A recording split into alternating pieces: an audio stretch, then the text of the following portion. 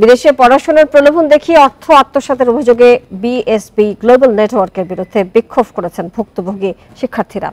সোমবার রাজধানীর গুলশানে সড়ক অবরোধ করেন তারা। এতে সন্ধ্যা পর্যন্ত ব্যাপক যানজট সৃষ্টি হয় গুলশান সহ আশপাশের এলাকায়।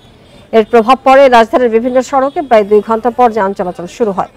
বিক্ষোভকারীদের দাবি, পড়াশোনার জন্য বিদেশে পাঠানোর প্রতিশ্রুতি দিয়ে তাদের কাছ থেকে বিপুল পরিমাণ অর্থ নিয়েছে বিএসবি গ্লোবাল নেটওয়ার্ক। কেউ কেউ এককভাবে 17 লাখ টাকা পর্যন্ত দিয়েছেন, কিন্তু প্রতিষ্ঠানটি কাউকে বিদেশ পাঠায়নি এবং টাকাও ফেরত দেয়নি। এছাড়া টাকা জমার কোনো রসিদ দেওয়া হয়নি বলে অভিযোগ ভুক্তভোগীদের। সম্প্রতি টাকা ফেরত দেওয়ার প্রতিশ্রুতি দিলেও সোমবার সন্ধ্যা পর্যন্ত প্রতিষ্ঠানটির কেউ অফিসে যাননি বলে অভিযোগ শিক্ষার্থীদের। এ ঘটনায় বিচার চান তারা।